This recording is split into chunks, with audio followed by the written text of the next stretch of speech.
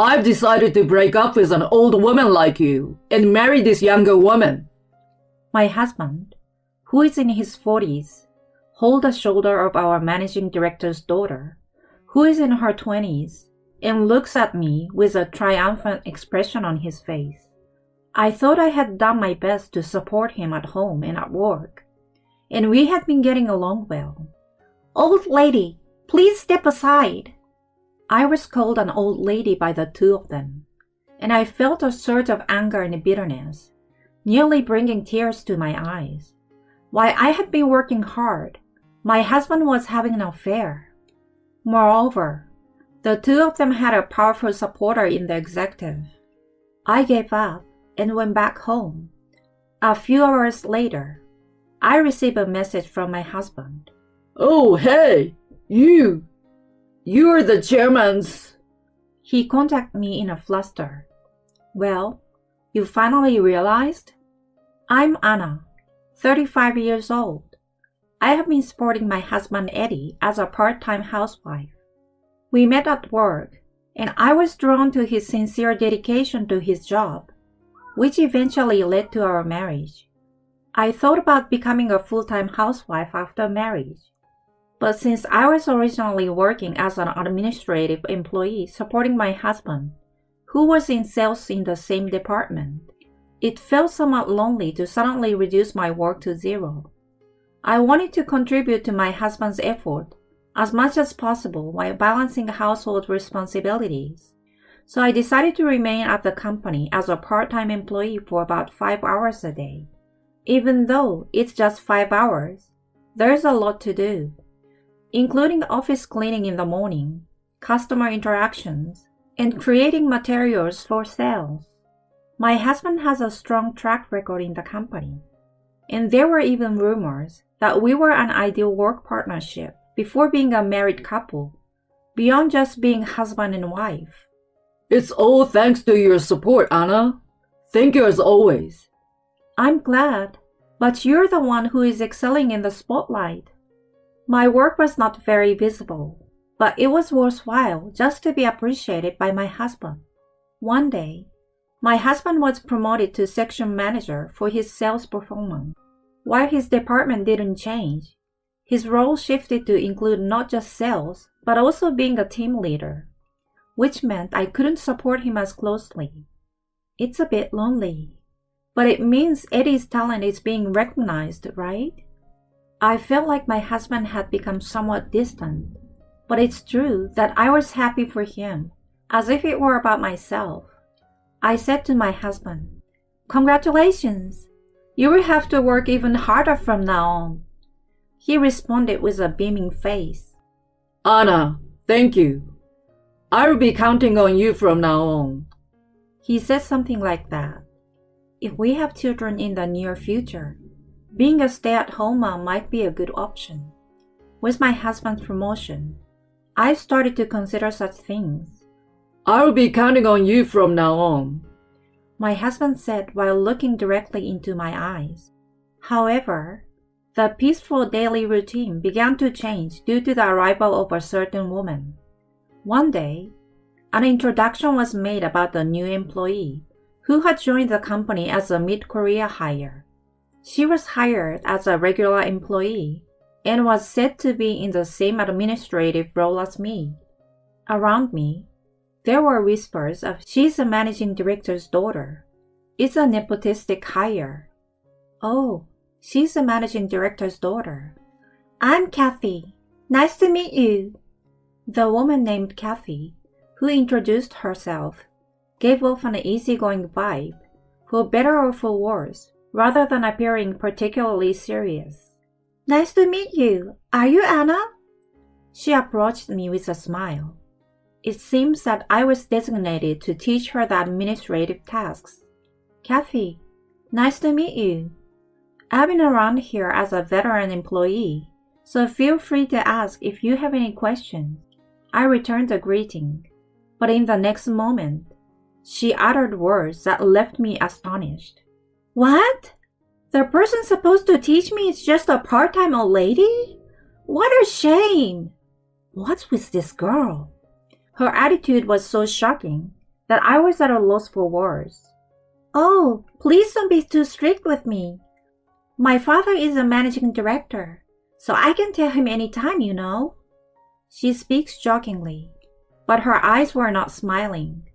Despite her demeanor, she was hired as an administrative employee, so I had to teach her the basics. I had a feeling it wouldn't go smoothly, but I prepared myself to deal with her. "This is a coffee for the customers. Use this cup." "Are you even listening?" Despite my explanation, she casually responded while looking at her nails. "Yeah, and I don't want to make coffee. I'm not here to do odd jobs." She laughed as if mocking both the job and me, and her attitude remained consistently dismissive. No matter what I tried to teach her, she didn't listen to me and had a rebellious attitude. But for some reason, she used a sweet voice and approached my husband Eddie. "Eddie, how about some coffee?" Why won't she make coffee for the customers, but is willing to make it for Eddie? I couldn't get into the right mood due to her carefree behavior. Just seeing Eddie, who was talking with a smile, made me feel somewhat uneasy. If Eddie is so focused on work, he wouldn't pay attention to her.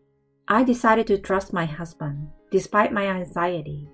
Besides, if I were to reprimand her more than necessary, it would only drain my energy. So I decided to hold off on saying anything. Kathy had been with the company for a few weeks, and today was the day when a major client representative was coming to the office. As I was preparing coffee, Kathy suddenly intervened. She had never shown any interest in preparing for visitors before. I wondered what had caused this sudden change in behavior. "Huh? I'm just serving coffee. Will you do it?" I asked instinctively. "It's better to have a young and cute girl handle important clients," she confidently replied. She sure likes to call herself cute. I left her to her own devices to see what would happen, but her movements were quite unstable. I was on the verge of offering help, but "I can do it on my own. Old lady, stay quiet," I was told. "It's just serving coffee, so it should be fine." I had been watching her while trying to convince myself that everything would be fine, but the result was a failure. The coffee that Kathy carried slipped slowly off the tray and spilled onto the client's suit. There was chaos in the office. I felt like that moment was in slow motion. And then Kathy exclaimed, Oh no!" Her exclamation brought me back to reality. As I hurried to clean up, she said, "Oh no, I'm so sorry." She apologized while laughing. She did utter an apology, but it was clear she was joking, and it seems like she believed her use would excuse her behavior, despite the desperate attempts of the co-workers around her to apologize. It seemed the clients were quite upset and didn't appreciate it. "Cut the nonsense!" The client said this and left. Oh, today was a real mess. On the way back home, I recalled the day's events and felt down. I regretted not taking charge no matter what. The day after this failure, when I arrived at work with a heavy heart, I was summoned by the managing director, Kelvin. Oh, am I going to be scolded again? I entered the office of managing director Kelvin, worried that maybe he would reprimand me for the lack of guidance regarding yesterday's incident. To my surprise, I found not only Kathy, but also my husband Eddie in the room. "Anna, it seems you were quite disrespectful to an important client yesterday." He wasted no time and immediately spoke with a stern expression as soon as I entered the room. "I'm so sorry. My guidance was lacking." "Guidance? Are you trying to shift the blame onto my daughter like that? It seems that despite spilling coffee, your apology was lacking in sincerity." Apparently, there is a discrepancy between what the executive director is telling me and what I remember happening. No, well, yesterday. I had intended to counter his words, irritated by the way he seems to be defending his daughter. However, Kelvin interrupted me. Your attempts at making excuses were embarrassing. Your husband Eddie witnessed the blunder too. He continued to press the issue. Huh? Why did Eddie? I couldn't fathom why he was siding with Kathy, so I shifted my gaze toward my husband. However, he avoided making any eye contact with me. There's no escaping it now. You were originally a part-timer, so you don't need to come in anymore. You're fired. What? Fired? For a moment I was lost in thought, not understanding what the managing director meant. Why am I the one taking the blame for Kathy's mistake? It finally dawned on me. Kathy, being the managing director's daughter, had pulled my husband onto her side and shifted the blame for yesterday's blunder onto me. I've been outsmarted by this schemer. My anger was not only directed at Kathy, but also at my husband. However, there was more to the reason for my husband's presence. And could you also fill this out? After delivering the termination notice, I looked at the document handed to me, and it turned out to be a divorce paper. Upon closer inspection, my husband Eddie's part had already been filled out. These two were having an affair. I felt a mix of anger and sadness. My husband and Kathy were looking pleased, making eye contact and sharing laughter. I see. Understood. I managed to hold back tears of frustration and signed the document. That's when my husband said, I've decided to divorce someone like you, and I'm going to marry Kathy. Too bad for you. He callously threw these words at me, accused of a crime I didn't commit, losing my job, and discovering my husband's infidelity. It was a devastating revelation. The managing director and his daughter abused their authority to push me into a corner. I will never forgive them. I need to get back at them tenfold. I vowed for revenge and handed over the divorce papers, resigning. I returned to the home I shared with my husband, but I couldn't live here anymore. I started packing my things. As I silently prepared, the outside had grown dim, and it was already evening. Suddenly, my smartphone rang. It was a call from my husband. What's this all of a sudden? With a bewildered feeling, I answered the phone, and immediately, Hey, Anna! Is it true you are the chairman's granddaughter? I heard a panicked voice. Yes, but what about it? In fact, the chairman of the company where my husband and I work is my grandfather. I never thought it was necessary to mention this in my work, so I hadn't told anyone. However, my husband seems to have just realized it when I asked for the details. Actually, today, after you came back, the chairman made a surprise visit to the company. He began to explain. It appears that the chairman visited the company unannounced, and it happened to be precisely the time when I was summoned to the managing director's office. I returned home immediately after being informed of my resignation, so I had no idea about this. When the chairman arrived, both the managing director and Kathy were still present. The managing director hurriedly approached to introduce his daughter to the chairman. Chairman, hello, nice to meet you.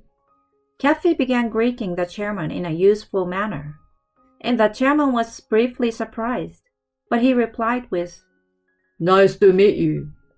It seemed fine up to that point, while the executive and Kathy were buttering up to the chairman. The chairman apparently turned to my husband and inquired about me.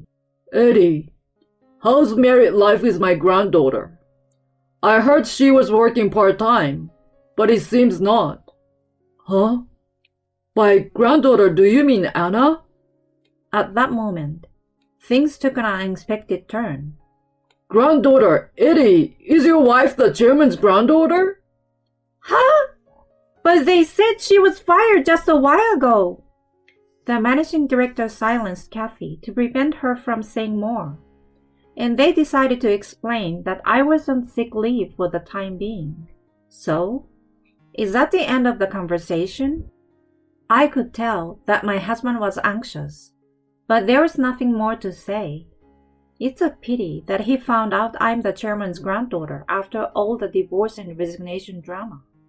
As I was about to hang up, my husband hastily said, I still have the divorce papers. Can you come back, please? I beg you. He initially tried to curry favor with the managing director's daughter, but since the chairman holds a higher position, he must have thought that being married to me would be more advantageous in terms of career advancement. It's clear that he's driven by personal gain and is attempting to exploit me. Aren't you ashamed? Just because I'm the chairman's granddaughter, you think we should continue as if nothing happened? I've already resigned, and we need to proceed with the divorce properly. Tell the chairman the truth yourself.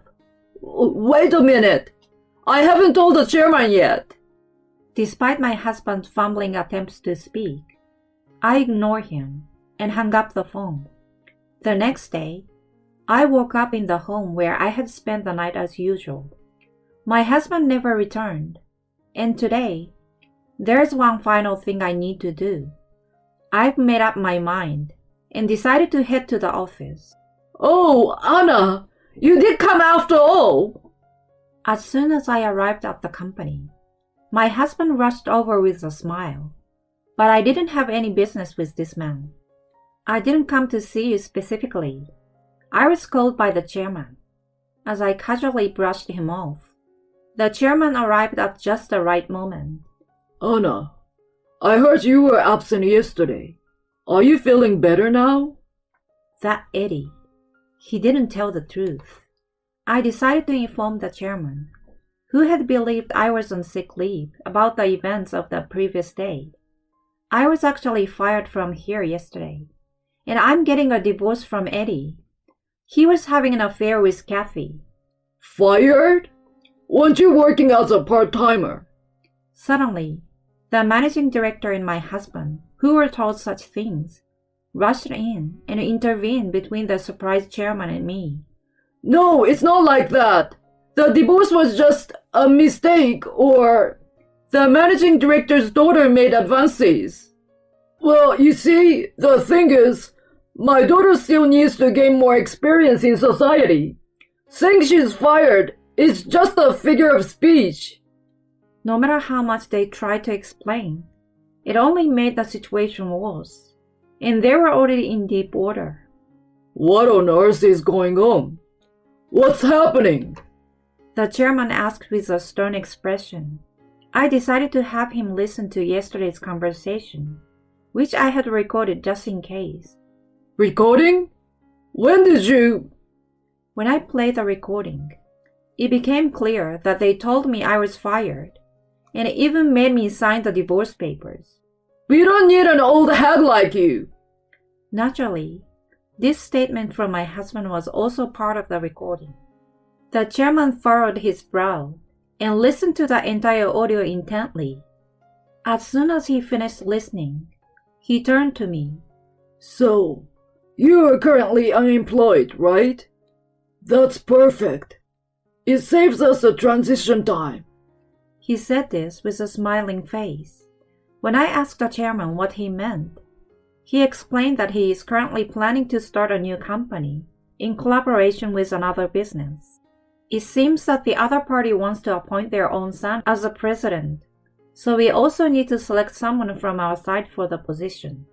I thought about having Eddie handle it, but with his abilities, it's probably impossible to accomplish the job.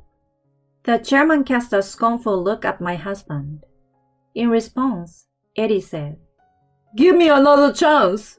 Anna and I haven't gone through with the divorce yet. This guy didn't have the courage to go through with the procedure.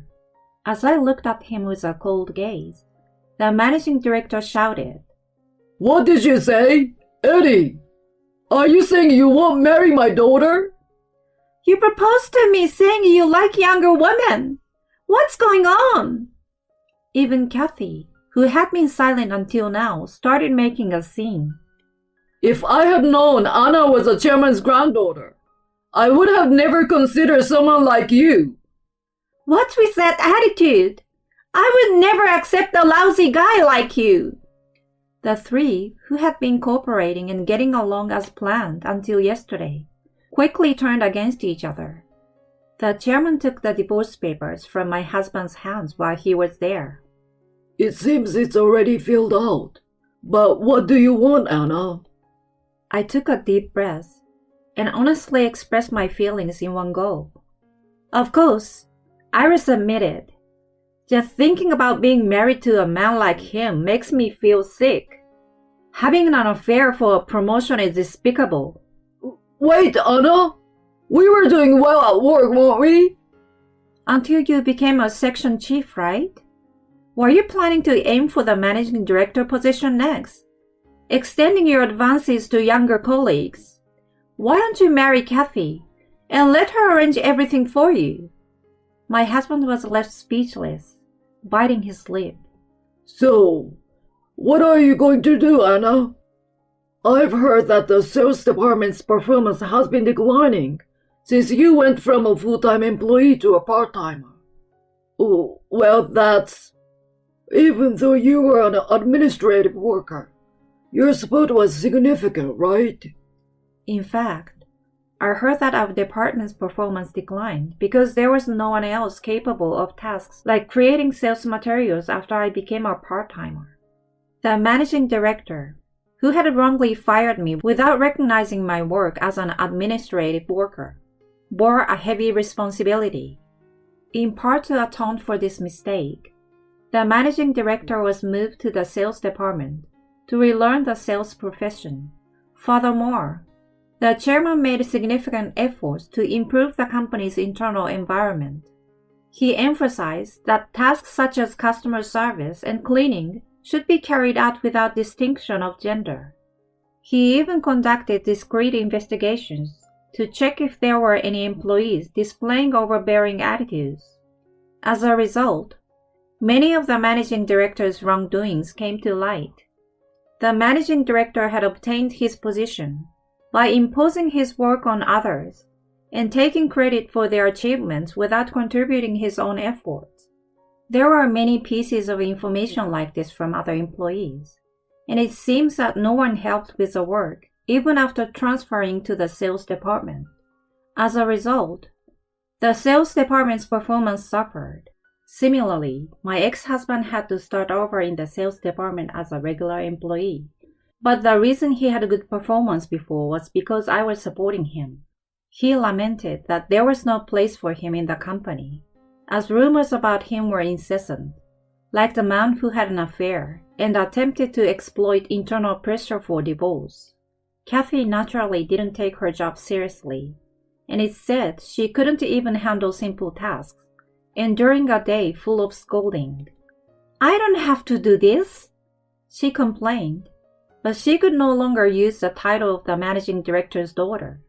She was repeatedly criticized for her manners and language, leading to her resignation. I heard that the managing director and my ex-husband also lost their place within the company and were pushed into voluntary retirement. On the other hand, after completing the divorce proceedings following the turmoil, I became a free woman.